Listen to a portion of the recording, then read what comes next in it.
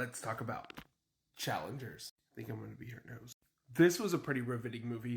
I mean, what can I say about this movie that hasn't already been said by critics and even audiences alike? It is a really well-made film. Like, the filmmaking is really good. Luca Guadagnino's, I'm probably butchering his name, really delivers on his direction, production, and gets a great performances from his whole entire cast. It is sleekly edited. The use of music is really engaging, and the way that the themes are used throughout the film is really involving. And it is all used together to tell a very interesting, intertwined love triangle-esque story. It has you guessing why this friendship ever absolved and where things went wrong.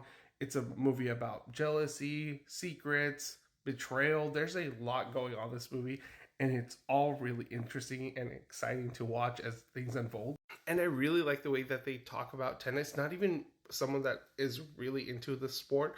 I was really involved with the storytelling and how they use the theme of tennis and the matches that they played on the field to tell the story.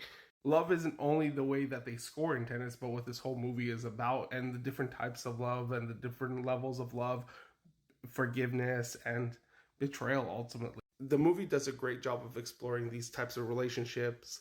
It does it with these like slick camera movements that go from a match in the current day to the past, and then swings right back into another moment that really emphasizes the moment in their life that they're in that reflects back to something in the past. The wonderful score by Trent Reznor really gets you at the edge of your seat, and as things and tensions rise, it really gets you involved into the story. And then the whole highlight of the film is really the performances. This is why you're going to watch this film, is because of the performances.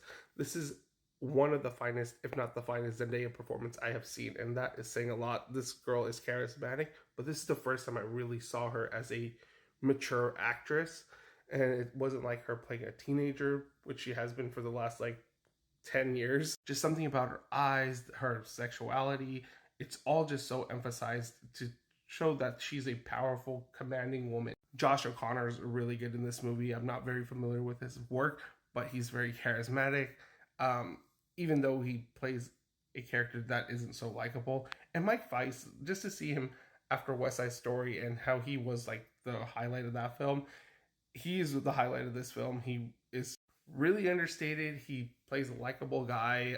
Yes, he does have some questionable moral choices, but the overall movie has a lot of questionable moral choices. And that's where my like love for this movie kind of falls flat. It's just the moral choices that the characters make. But it is an exceptional film about, like I said, about love and betrayal and ultimately friendship. And it's just done in such a really cool, sleek, and very engaging way. I had a good time with it. I was never bored with the film. I was really involved with the tennis scenes, especially.